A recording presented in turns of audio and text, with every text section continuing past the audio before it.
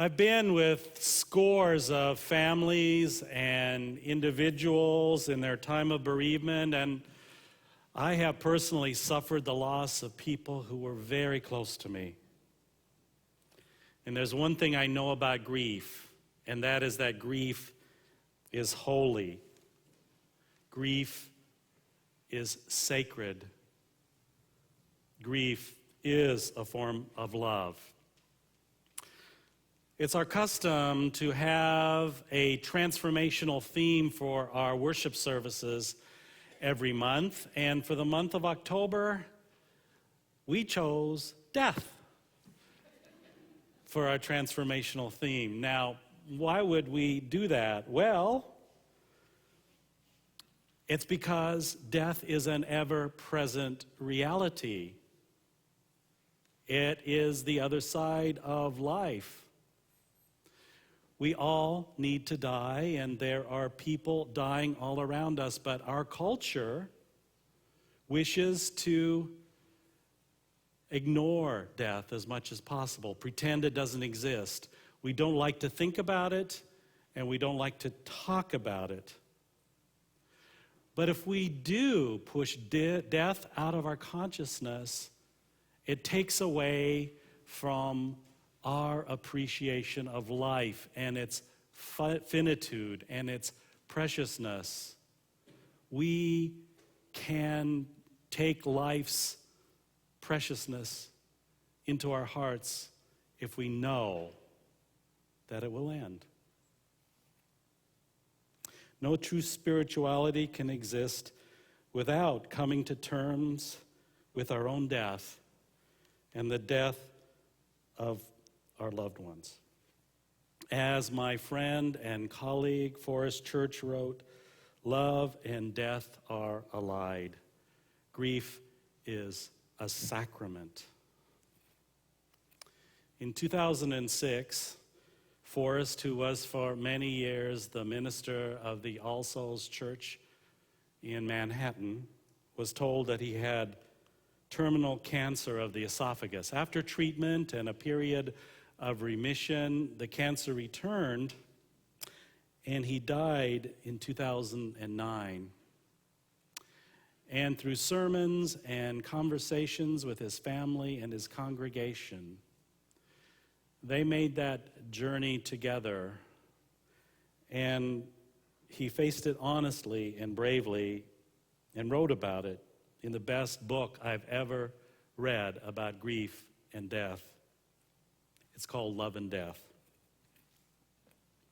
Because we don't, as a culture, tend to think about death, and we really try to avoid thinking about death and talking about death, we're very often confused about grief, which, after all, will hit most of us. I have to tell you, there is a right way to grieve. That's your way. Your way. Not some expert's way. We are all different in our thought patterns, in our bodies, in our temperaments. And so we all grieve in our own unique and individual ways.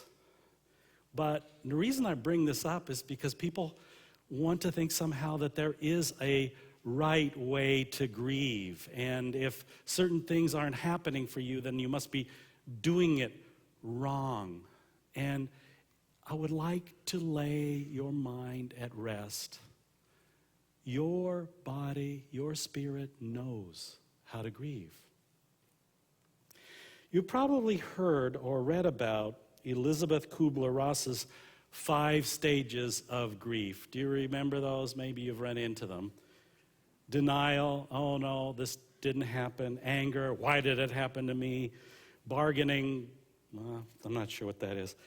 Depression, and acceptance. But one thing to keep in mind is that Kubler-Ross came up with these descriptions of the 5 stages of dying. It was based on interviews she did on 500 people who were actively dying, not people who had lost loved ones and were grieving. And lately, there's been some really good research done, including at Yale, that says that those 5 stages, when applied to bereavement, have no scientific basis. People grieve as they grieve. It's important for me to say this because many times I've had conversations with people who have read about these 5 stages of grief, and they say, you know, my father lost my mother, his wife, and he isn't going through the bargaining stage. And does he have to go back somehow? And do we need to get him some therapy so he can do this right? These kinds of conversations happen. And grief, having the physical presence of one you love torn away from you, is such a powerful and intense experience and a difficult experience to go through that really you don't need to have these expectations laid on top of you. So please, you know how to grieve. The grief will happen. The grief will happen. And everybody grieves differently. And grief also depends on the circumstances. You know, let me give you an example of my own life. I didn't have a lot of tears when my mother died fairly young at the age of 78. And I think I know why I didn't have a lot of tears. There were some, and I was sad, and I was privileged to be there when she died. But the fact is that I had pre-grieved to some extent. Because you see, my mother had several strokes and was losing her memory and her personality to dementia that was caused by these strokes, till it got, and slowly she was losing who she was. And it got to the point where she didn't even recognize us. So I had already grieved these losses a little by little over those years. And then a strange thing happened, at least strange to me. After she died, in my memories, I got my mother back.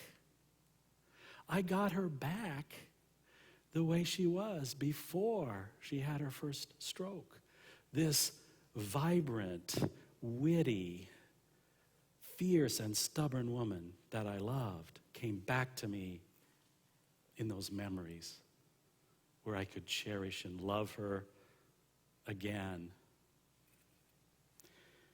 So, grief may or probably may not be as strong for an expected death as for a sudden and violent death. But there's no one way to grieve. Sometimes when that final illness has been difficult, people tell me that they feel relief and they feel guilty about it. That's part of the complex feelings of bereavement for some people. It's very common. It's nothing to feel bad about.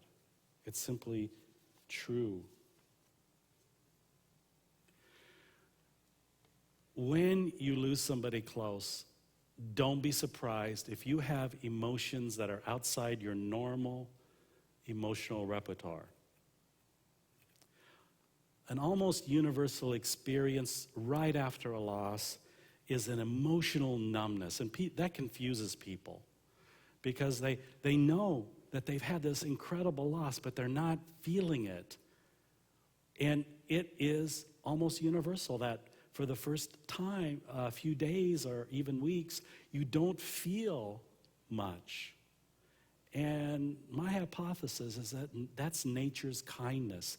You know, there's stuff to do. There are arrangements to make. And our bodies have the wisdom to let in that terrible loss a little bit at a time.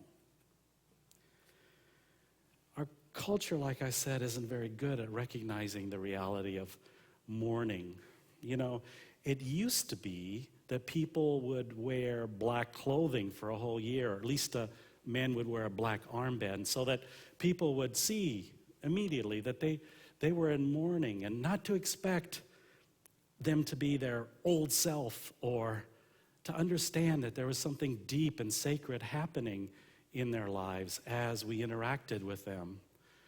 But the experience of too many of us is that people really go out of their way to be kind and helpful in the days after the loss. And about a month later, this is when the most intense feelings happen. We're expected to be right where we were, as if nothing happened, back to work, back to responsibilities. It takes 3 weeks, 4 weeks, 5 weeks, 8 weeks before those most intense feelings of loss really hit for a lot of people. Another almost universal, surprising reaction to bereavement is soon after a loss, there isn't much ability to concentrate. You just can't keep things together because your mind, your emotions, your spirit is working on adjusting to that new reality and healing from the trauma of that loss. Because grief is a trauma. It's not just an emotional trauma, it's partly a physical trauma. There's not that much room for executive kind of decisions. That's why many grief counselors recommend that people don't make any major life-changing decisions in the first year of bereavement. And then, if the tears happen, and sometimes they don't, this is especially true for men, older men, we kind of had that shut off. But this kind of sadness, it comes in waves. It might come in unexpected, even in embarrassing times. And then when people feel that they are finished and feeling back to normal, they can come back again unexpectedly. All of this is just simply the way of grief. Many people have the experience of actually hearing or even seeing the dead loved one. And people have told me about that, and they worry that they're losing their mind. You're not. This is a very common and often comforting reaction to grief.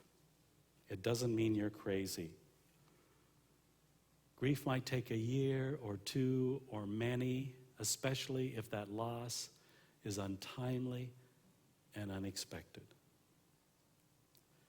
But the healing does happen. It happens in its own time, and you're never the same again. So tears and talk. This is the best therapy for grief, tears and talk. And those of us who want to be friends to people who have lost a loved one, given the space for talk is a really loving thing to do. Just showing up. That's really all you need to do. What you shouldn't do is tell people that they should stop grieving or try to talk them out of their feelings. What you should do is just show up and let those memories come out. Give the space and the permission for people to go over and over and over again the stories that they need to tell. Forrest, in his book, talks about a couple who lost their little daughter. And this is what they told him. Though most people can't seem to handle talking about Sally's death and are awkward around us, when we are together with them, laughing or chatting about some silly thing, I get this odd feeling that we're being judged, as if our behavior were somehow inappropriate. So Forrest said, well, what behavior is helpful? And the mother said, I know one thing. Now, when someone I know loses a loved one, I'll be there with a casserole and all the time in the world.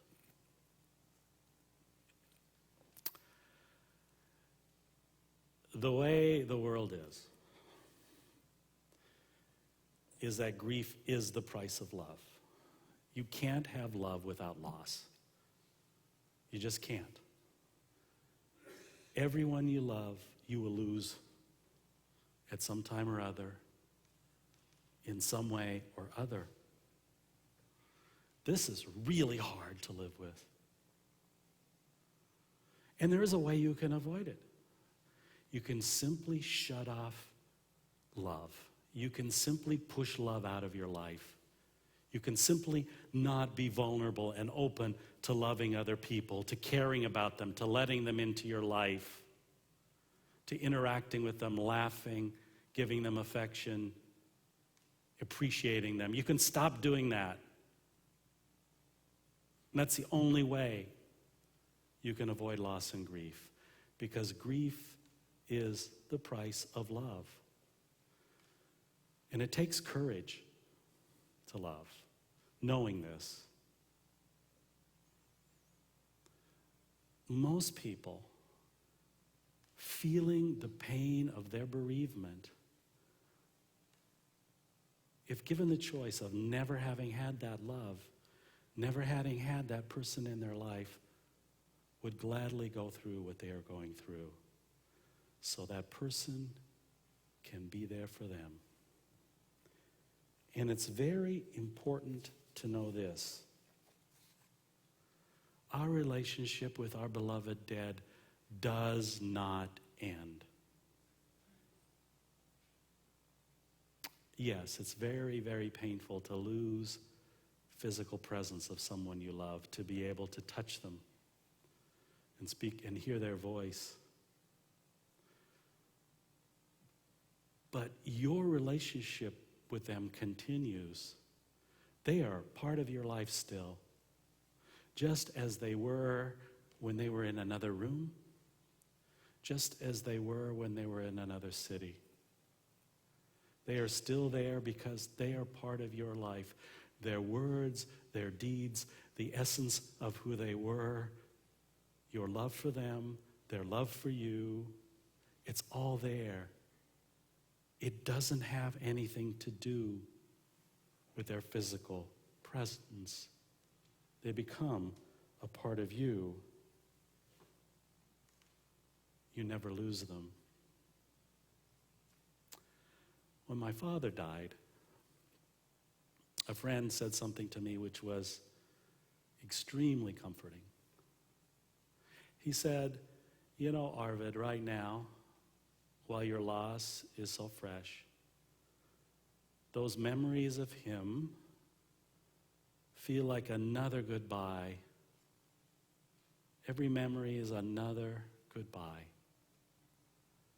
But you know that as his life lives on in you, that there will come a day when every memory is a blessed and a welcome hello." And that's what happened.